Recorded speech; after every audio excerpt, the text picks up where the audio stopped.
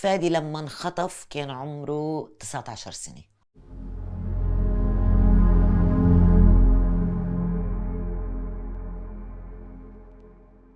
شوف، في مثل عنا بيقول الجمرة ما بتكوي إلا مطرحها. شو ما حاولت توصف فقدان شخص عزيز وبالذات الخي بالبيت ما بتقدر توصفه.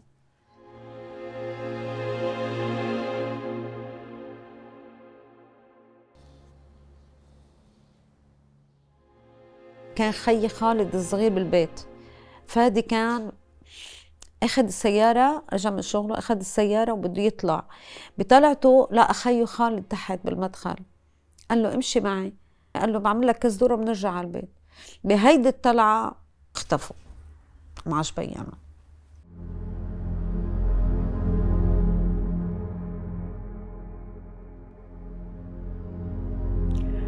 أنا صراحة عرفت من بعد ما انفقد ب3 سنين.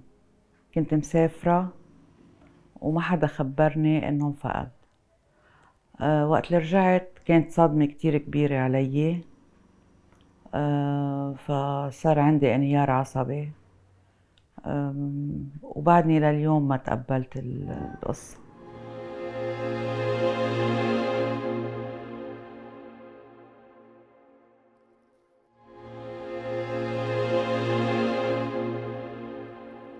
سلفة خيو لجوزي، مثل خي لإلي هو، لأنه ما عنده أخت، ما عنده حدا، ومدامته ألمانية ما كانت فيها تتعامل يعني مع اللبنانية. أنا تابعت الموضوع، وأمه مريضة كانت وبعدين انشلت، فقدت كل شي ورست بالتخت، بقيت 5 سنين راسية. يعني هني أهلي، أنا خلص أهلي مش لإلي، أنا هني لإلي.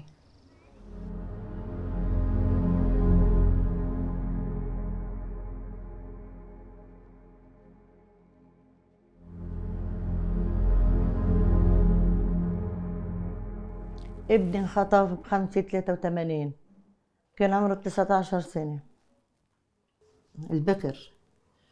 وبعدنا لسه مندور وما عارفين شيء. وأنا جوزي مات بحسرة الولد، بحسرته مات. مرض، مرض ويضل على القبور.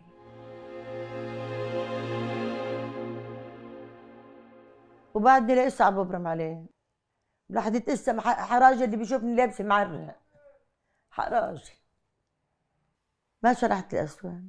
وهي غزينتي فرجيك إياها.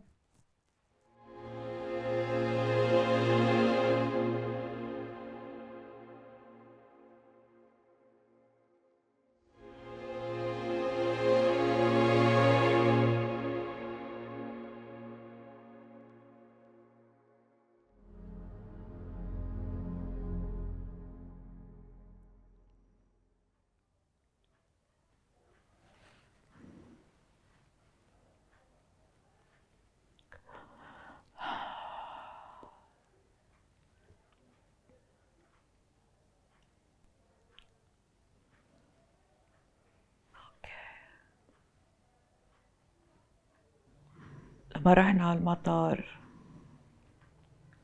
كانت آخر مرة بشوفه فيها.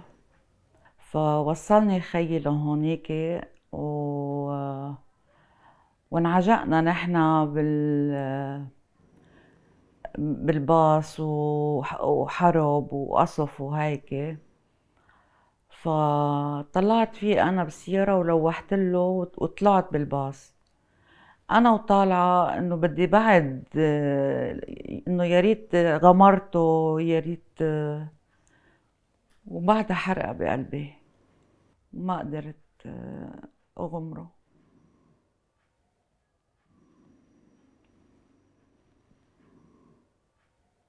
ما في.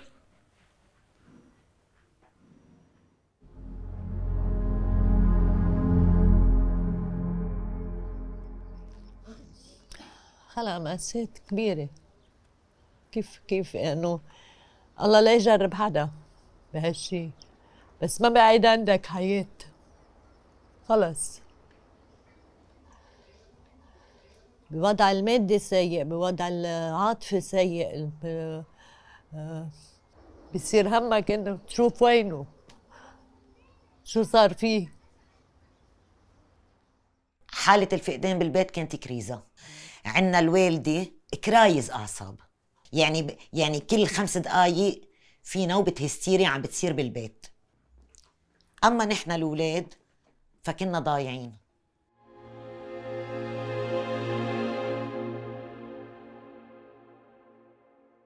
كنت جاي من السفر جديد وخبرتني اختي بالسر عن اهلي. صرت صرخ على مداد صوتي.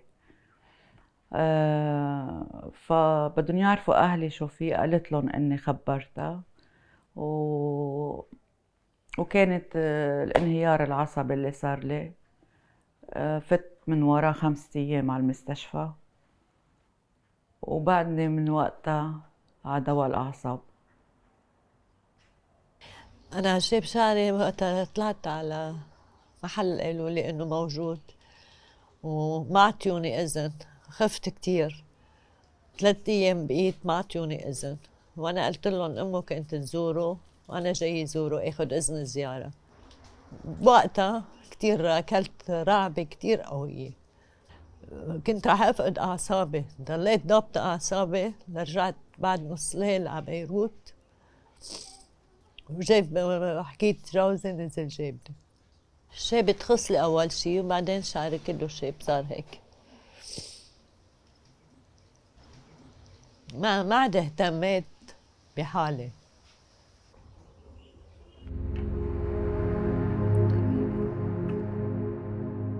هذا خالد الطفل اللي بريء اللي عمره 15 سنة. لما تصور هيدي الصورة كانت معلقة على الحيط، يجي شي يعمل بالماما قبل ما ينحط لها ازاز وتبرمزها. كان يجي بقلم حبر ويعلم شواربه. تقول له ماما ليه عمل هيك يا خالد؟ يقول له ماما مشان اكبر، انه انا كبرت اكبر من هيك، اصغر يعني اكبر، انه صرت اكبر، صرت شاب يعني. فكانت تقول له ليه هيك مخبش صورة مخربة؟ ترجع ماما تمحيهم. فكان تأمل انه يكبر ويصير شاب، ما لحق.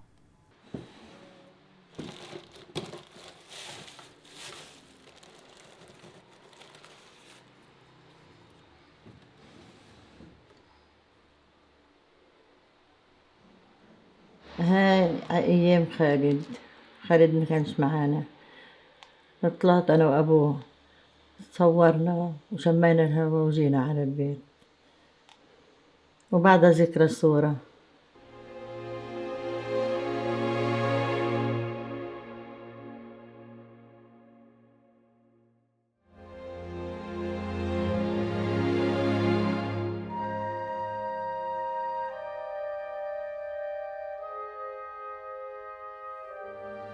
خالد يعني لما بيجي يا دوب بدها تعتم هيك على المغرب ويطلع على الدرج، بخاف تطلع بوجهه. بس كان يدق للجيران بليز طان ضويلي الضوء لاطلع انا.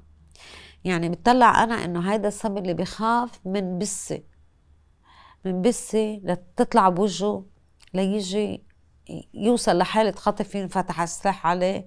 ف هيدا هو اللي فكر فيه أنا، كيف وشو صار معهم، شو حسوا، بشو فكروا، إنه وين نحن رايحين. نحن يمكن للموت، ونحن خلص رحنا، إنه انتهينا.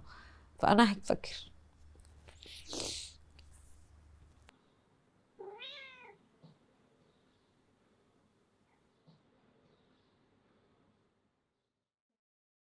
مرة قالوا لنا بمقبرة الشهداء بدهم يوسعوا الطريق اللي إلها ولد مدفون هونيك، يروح يشوفوا قبل ما يشيلوا الجثث ويكبوها.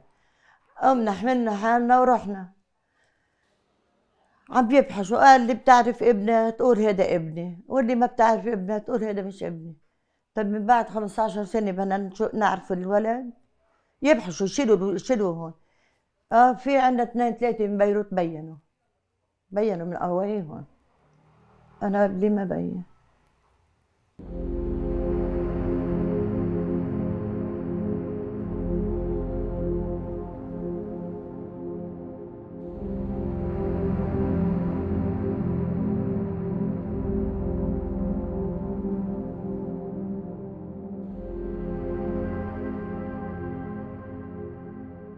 هيدي الصورة هي آخر صورة تصورها فادي قبل ما ينفقد، قبل ما ينخطف بالأحرى. هلأ على مر السنين وبناء على شهادة المعتقلين اللي يظهروا وهن شايفينه وكيف صاروا يعطوني شكله، أول صورة تكونت هي هيدي الصورة. لما خففنا الشعر، خففنا اللحية شوي، ضعفنا الوجه شوي.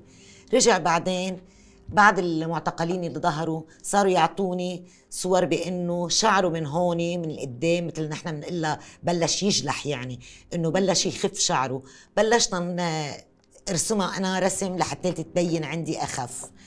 آخر صور لإله هن هيدولي بسنة 2012.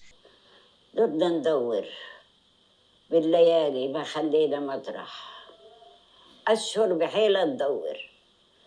لما كانت قبل بيومين، قبل ما تتوفى شي يومين 3، فت عندها على الأوضة قلت لها ماما قعدت، قلت لها أنت ماما الصبر اللي صبرتيه وتحملتيه واللي شفتيه بهالدنيا وخصوصا خطف اخواتي، قلت لها انت ملاك. بالضبط كلام هذا اللي حكيت لها، قلت لها انت ملاك ابيض بده ينزل من السما وياخدك على الجنه واصل، لانه انت اللي تحملتيه ما في حدا بيقدر يتحمله. قالت لي يا ماما امين. فبعد كم يوم كانت الخبريه البشعه انه الماما توفت.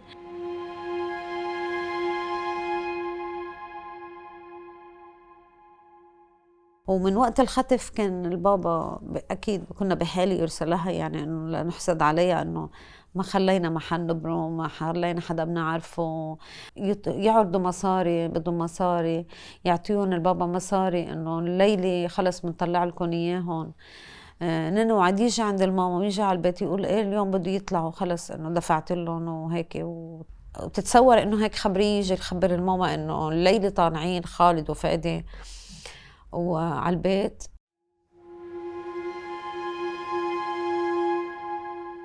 قال لي بده يجوا الساعة 12 يتغدوا معي، وكل ما سمعت صوت طيارة أركض على الدرج أطلع ما فيش حدا. الماما عنا هيك بالبيت فسحة هيك ضمن برية البيت بوابة، فتحتها وخبرت الجيران كلها انه جايين الليلة.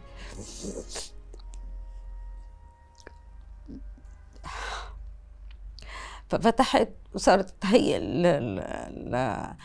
الفناجين القهوة والضيافة انه يجوا اخواتي كل ساعة بسنة. قلت هلا بيجوا هلا بيجوا هلا بيجوا هلا بيجوا، تمرق ساعة 2 3 لصارت 1، انه خلص الماما بحالة، صارت بحالة انهيار، انه لو بدهم يجوا اجوا وين.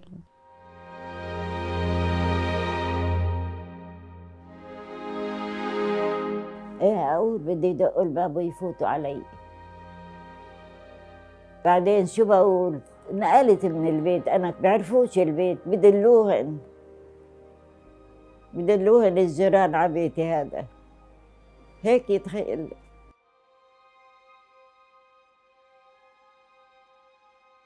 بالنسبة لماما بحسها أيام كأنه الزمن وقف عندها. هي مقضاية أيامها قاعدة على مقعد مقابيل الشباك، عيونها على الطريق ناطرة دايما إنه يرجع فادي. هي بعدها بتتصوره مثل أول يوم فقدته، يعني مثل لما ظهر من البيت.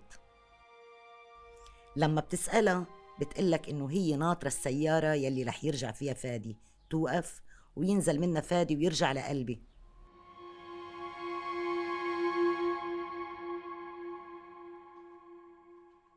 هيدا شعر هيك بالعامية كتبته لخيي، حبيت احكي مع امي بهالطريقة هيدي وسألتها وين راح خيي.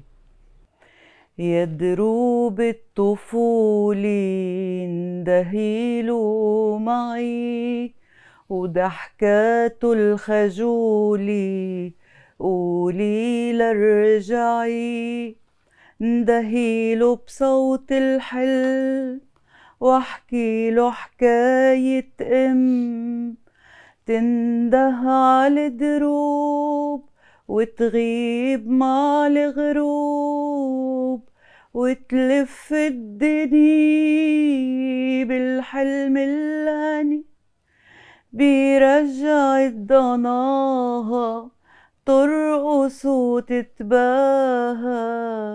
اندهيله يا دروب تا يسمع صداها ويرجع محبوب.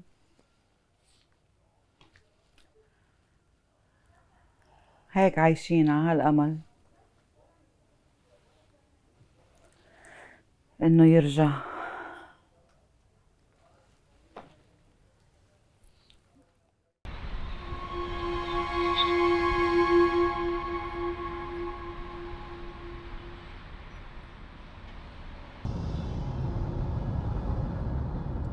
أمه لجرجي كانت تطلب مني إنه لبسها طقم أسود إذا كان ما عرفنا شي عن ابنها إذا توفت. وهيك صار إني لبسناها، وكانوا كلهم معترضين. بتضيع ليش عم تعملي هيك؟ قلن هيدي وصيتها، إذا ما عرفت عن ابنها شي بدها تلبس طيارة الأسود. وهيك صار، راحت وما عرفت عنه شي.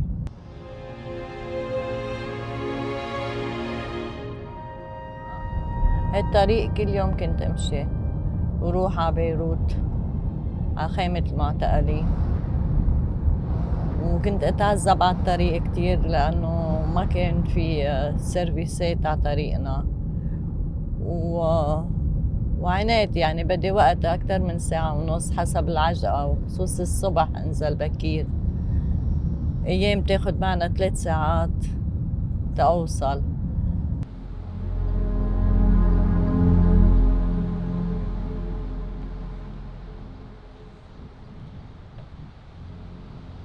كل خميس بروح على القبر بعد نهار للمساء.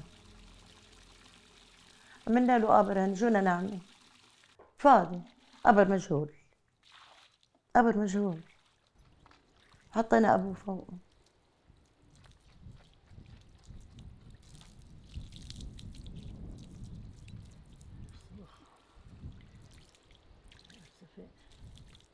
بسم الله الرحمن الرحيم، الحمد لله رب العالمين، الرحمن الرحيم، مالك يوم الدين، إياك نعبد وإياك نستعين، اهدنا صراط المستقيم، صراط الذين أنعمت عليهم غير المغضوب عليهم ولا الضالين، آمين.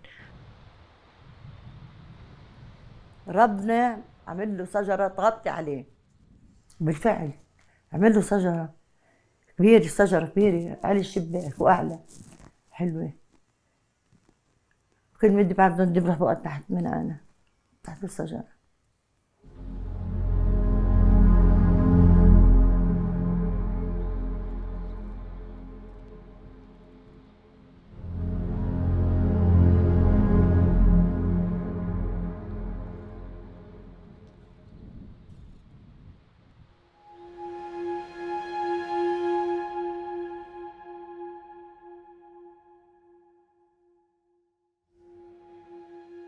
الماما تحلمهم بجوا بالمنام انه في حدا منهم موجود. كتير الماما بتشوف رؤيا، يعني بتشوفهم بالمنام. فبتقولي ماما اليوم حلمت انه خالد موجود، فادي مش موجود، بس انا كمان بشوفهم بالمنام.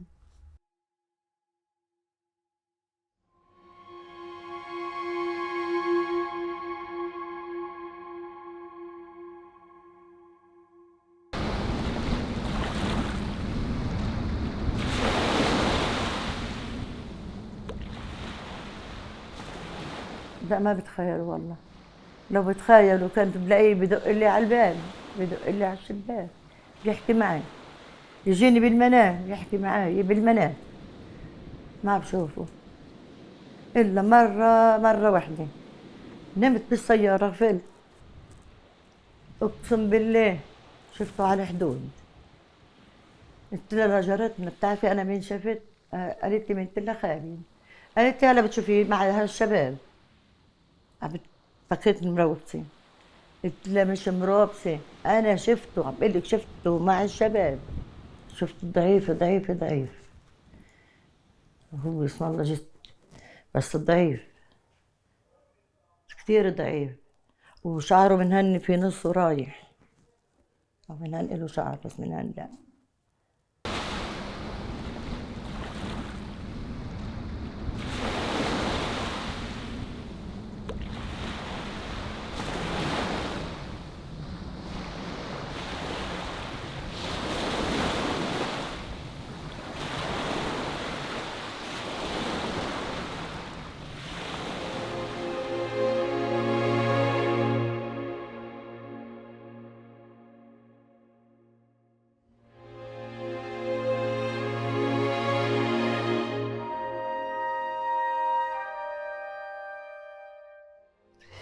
يا رب ترجع الغايبين كلهم عبيوتهم لأهلهم. دخيلك يا رب.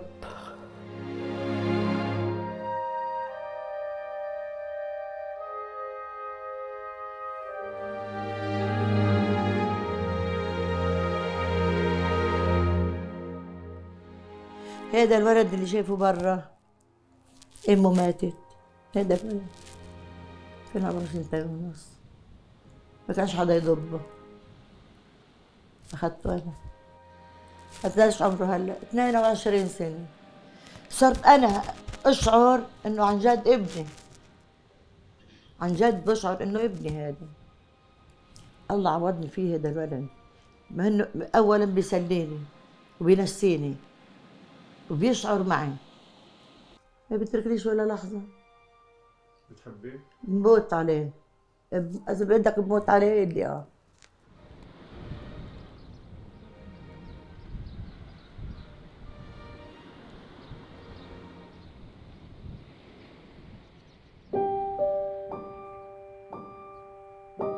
فادي موجود معنا بكل لحظة من لحظات حياتنا. أنا عندي ولاد إخوة وابني ما بيعرفوا لخالهم، بس هني هلأ بيقدروا يقولوا لك كل قصة حياته وحملوا القضية. ولا هلأ لما بيكون في اعتصامات أو بيكون في مناشدات، في حدا من ولاد إخواتي بينزل هني بيكونوا موجودين على الأرض. وهلأ أنا عم بقول لك أنا بكرة أحفادي كمان رح يحملوا القضية. هيدي القضية ما بتموت.